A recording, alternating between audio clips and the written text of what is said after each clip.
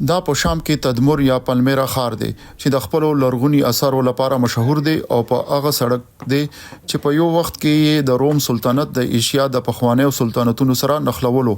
د کورنۍ جګړې مخکې د نړۍ د ګټ نه سیلانیان دغه اثارو د لیدلو لپاره دلته راتلل، خو اوس دغه ځایونه تقریبا خالی دي. د تدمر یا پالمیرا نږدې د نوي او جدید ښار زیاته برخه په جګړه کې ویجاړه شوې ده او ډیر ځایونه یې د ماینونو ډک دي. دا تند هغه ډلې غړي دي چې انجنیرانو په نوم یادېږي چې هڅه کوي ښار د بمونو پاک کړي. اغا د ابو حسین په فرضي نوم مشهور دی او وايي نه غواړي چې جګړه بیا شروع شي چې او پیژندل شي. يعني 6 أشخاص أو 7 أشخاص تم قتلهم في الألغام يعني شپږ یا و کسان د هغه ماینونو له عمله وجل شوي چې په هغه کورونو کې پاتې شوي وو چې د مختلفو وسلوالو او پوځیانو په استعمال کې وو. په دې ټول سیمه کې ماینونه وو او مونږ ښار د ماینونو او چاودیدونکو موادو نه پاکو چې د پخوانی حکومت روسیانو او ایرانیانو لخوا پاتې شوي دي.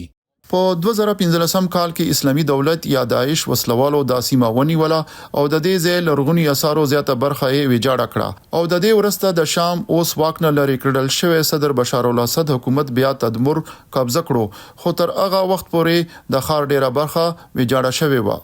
د انجنیرانو ډلې غړو مشته هغه مرکزونو نه پاتې شوي مرکزونه او خودل چې دوی وای د ایرانیانو په استعمال کې وو او دوی د نورو ترڅنګ د اسد حکومت لاندې په دغه ښار هغه وخت پورې کنټرول لرلو چې 13 کال وسلوالو دغه ښار او په ټول شام قبضه وکړه.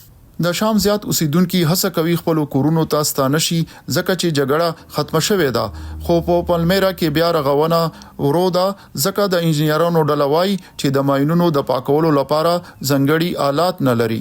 كمواطنين أصحاب د ځمکو ځینې مالکان رو واپس راځي کله چې دوی د ښار چارواکو لخوا د اوبو او بجلی په څیر خدمات ترلاسه کړي، خو دا ځکه هم رو دی چې په دغه ځای کې چاودیدونکي مواد پاتې دي. ماهرین اوس د پالمیرا ښار د لرغونو اثارو د بیا رغونې باندې زور ورکوي او د اسوسییټډ پریس خبري ادارې په وینا د ملګرو ملتونو چارواکو ویلي چې دوی به بیا رغونې کې مرسته کوي. ځای خلک وایي دوی د یوې داسې ورځې په انتظار دي چې نړیوال سیلانیان به بیرته راځي او د دوی سیاحت صنعت به بیا شروع شي. خو د اوس لپاره دوی وایي یوازینی امید یې دا دی چې د دوی په گاوند کې د بمونو چودل ختم شي. د ویو خبریالې هیدر مرډاک لپاره عابد حسین، واشنگټن ډي سي.